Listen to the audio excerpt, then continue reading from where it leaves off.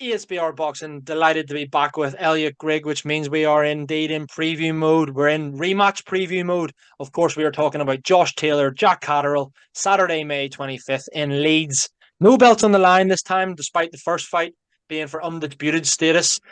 Yeah, but what a cracking fight we're in for. We're in for a treat. So much needle and loads of talking points going into it, and we're going to try and dissect it ourselves as we usually like to do. No introduction needed really in terms of resumes and tail of the tape and so on and so forth. So Elliot, I'm going to simply ask you first and foremost: do you believe Josh Taylor or Jack Catterall will become world champion after this fight? Obviously, Taylor has been before. Catterall has never been. But after this fight, do you foresee Taylor or Catterall becoming world champion? Oh, that's a beautiful question, Paul. Thank you very much for your eloquent introduction, as usual. Um, you know what? I've said this on the channel a few times. I'm going to say again. I don't think Jack Catterall will ever become world champion. I think he should have been a world champion already, obviously, with what happened to Taylor the first time around, but I don't think he's ever going to climb that summit again. I think Josh Taylor's an interesting one because so much, obviously, sort of potential, but obviously, I think, been on the decline somewhat in recent performances. So I think it'd be nice to see how he goes here, whether he's sort of back and able to reach those heights. I think for me, could he pick up a belt as super lightweight? I mean, if you look at Tio being the world champion, look at Haney obviously as well, like those sort of names. Do I see him beating those fighters? No, I don't, frankly. Could he beat Matthias? Out of all this, or maybe Cruz potentially. I think he potentially maybe beat Cruz if he was back to the level he was previously. I think if he moves up, there's talk obviously of him maybe not staying there, but maybe moving up to welter. Obviously, I don't think. Again, that depends a lot on what's happening with Terence Crawford, maybe the likes of Jaron Ennis as well. I don't necessarily see him winning a title there unless he can kind of get matched maybe for the maybe if Crawford vacates, he can maybe get a kind of easier sort of not mandatory, easier sort of vacant challenge. Maybe he can win a world title there. So I think the world title train's not necessarily over with Josh Taylor.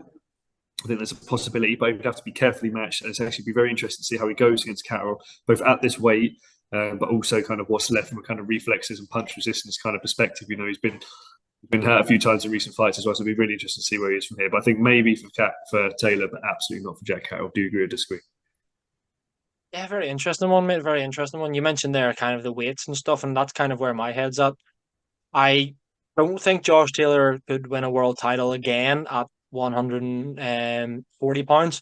And I'm thinking, why would he? Anyway, he's already won all of them and held them all at the same time. If I was him, I'd get this Catterall rematch out of the way, get that storyline done and dusted, put it to bed, and aim for world title glory in a second weight division, obviously up at welterweight. That's what I think he should do. £7 is a lot as well for someone like Josh Taylor, who's absolutely massive and has looked drained at that 140 pounds for quite some time. So you know what? I actually think Taylor could probably win a world title at welterweight, given that it's likely that Crawford's up to 154 for good. Even maybe talking about super fights with Canelo and all that. He's obviously fighting Madrimov in August. So what happens with those 147 belts? Say Taylor beats Catterall, could he get a shot at a vacant title? Yeah, I could see that happening at 147. Catterall's the one that's difficult for me. I think he's not a huge puncher at all by any stretch. It's obviously got skills, but you look at his kind of look at Jack Catterall and you think if he's to lose to Josh Taylor, he's not really a massive name, so we probably need a wee bit of a rebuild. And you look at the champions currently at 140 pounds, and you're kind of thinking, obviously Haney still has his belt despite losing to Ryan Garcia. You look at Teofimo Lopez, Isaac Cruz. I'd back them all to beat Jack Catterall. So it would need him to get a shot at somebody at the right timing, a vacant belt, whatever, or something like that. It would need that for Jack Catterall for me to become world champion. So I'm probably leaning towards no there as well. I kind of would mention a few names there at a super lightweight already, mate. The likes of Devin Haney, Teofimo Lopez, Ryan Garcia if he stays there and if he's not banned, or whatever. You got Jose Ramirez, obviously, who Taylor's beaten before, as well as Prograis. Isaac Cruz is another champion. Matthias is another champion. Then in the UK, you've got Dalton Smith coming through, Adam Azim maybe coming through. You've also got Richardson Hitchens still.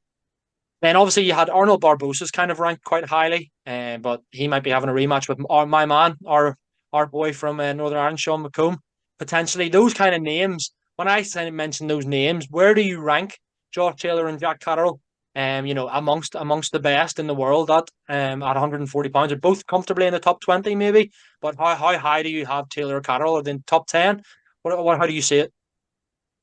It's a very, very tough question because I think it's easier to answer again for Josh Taylor than it is for Jack Catterall. Because you look at Jack Catterall, he's obviously got that victory that never was against Josh Taylor. But other than that, you've got like quite a sparse record. It's actually quite hard to necessarily like you've got wins over Tyrone McKenna. Hara Davis obviously had a sort of resurgent period as well. But those you're looking at those as really being his best wins. Linares obviously is a great name, but is nowhere near the Jorge Linares of his peak. So almost willing to discount that. I almost feel like Jack Catterall for me. I know he's ranked in the top 10 in the division, ring ranking that is, but I'm reluctant to even put him in the top 10. Frankly, I really am. I think then some of the names you mentioned, and obviously you've got the likes of like would I back him against Dalton Smith? Probably not, frankly, even on domestic scene. I'd back him probably over Adam Ziem. I think Adam Ziem is probably a bit too raw at this stage. But even on the kind of world level, I think obviously the likes of Lopez beat him. I think Haney beats him. I'm not going to give my prediction whether Taylor maybe not doesn't, but obviously we'll come to that in a second. But I think like Matthias beats him, the champions beat him. I think I'd probably have Hitchens beating him. I'd have Isaac Cruz beating him. I think Barroso would be a good fight for him. How would that play out as well? I think you'd have, and even Ryan Garcia, if he was fighting, I think Ryan Garcia would beat him. So for me, it's like I struggle to place Jack Catterall because I don't necessarily think we've really seen where he can actually go based on one good performance against Josh Taylor. Josh Taylor for me is the interesting one. I think, like I mentioned some of those names before, like it is prime. Would I give him a shot against someone like Isaac Cruz? Yeah, I actually probably would actually if he was back in that kind of Super Series Josh Taylor. But again, we don't know if that Super Series Josh Taylor's here. He's obviously lost to Lopez, so I still have Lopez above him. I think Devin Haney would beat him. I'd actually be interested to see a rematch between someone like Reggie Figueroa, frankly, who's also struggled a bit. And Josh Taylor to kind of see where they're both at, maybe a name like that. But I think there's big fights out there for Josh Taylor if he can come through this. But I still would have all of the kind of elite or bigger or world level fighters from the US that you mentioned in those kind of super fights as beating him, frankly. So I think for me, I think he's still worthy of the top 10, but I don't think he's top 5 by any stretch, frankly. Even though I know that he is officially in the Ring Magazine top 5, but for me, he's not. So yeah, I think he's definitely ranked a lot higher than Jack Catterall. I'd struggle to put Jack Catterall in the top 10 at the world level. I do agree. I think on resume and the best version of Josh Taylor, you've got to have him definitely top 10. As you say, he did lose to Lopez, so you can't have him above that. Even though Haney lost to Garcia, you kind of think was that Garcia on PEDs, blah, blah, blah. You could have Haney above Taylor as well. I'd maybe have Taylor fringe top 5 right now. Probably would actually still have him in the top 5 just based on resume, but I don't want to see him fight at super lightweight. It also remains, whether or not how this fight goes and how this fight plays out would remain, obviously whether or not he's still a top 5, 10, whatever, super lightweight. Jack Catterall probably got fringe top 10. It was funny, those names that were mentioned. I do think Isaac Cruz and all of the champions do beat him. I'd love that Dalton Smith fight. I'm really high on Dalton Smith. I think it's a good fight for Dalton Smith actually as well, So yeah, I'd probably have Jack Taylor. I definitely have Jack Catterall behind Josh Taylor, but yeah, I actually can't pinpoint where I have them exactly. We're running out of time, mate, so I'm just going to ask you for a prediction. Quick fire, 10 seconds or less. Tell me what happens. Repeat or revenge? Revenge. Josh Taylor beats him, I think, convincingly. I'm actually going to go points. I think maybe potential for a late stoppage, but I do think actually Josh Taylor will get him fairly convincing. I think Josh Taylor looks good, looks really good, looks in good condition. I think he'll be motivated for this. And I think it's going to be somewhere 8-4 or above. I think he's he'll overwhelm Jack Catterall, frankly. I think he's a much better fighter than Jack Catterall. Took him lightly in the first time. I don't see him taking him lightly here. And I think to be careful what you wish for time for Jack Catterall as far as I'm concerned. I think it's going to be a domination from Josh Taylor. I really do. Interesting. You're going for repeat. Much to the disamusement and much to the annoyance of Stoddy. I can see this being a draw, mate. Honestly, I've said this before.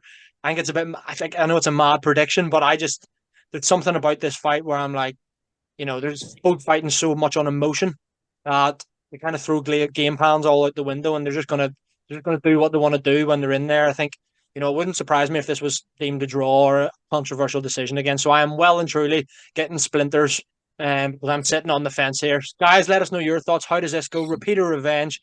Taylor or Catterall? Where do you rank them at super lightweight? Will there ever become world champion after this? Let us know your thoughts. Elliot, thanks very much for joining me once again. Guys, thanks for watching, and I'll speak to you again soon.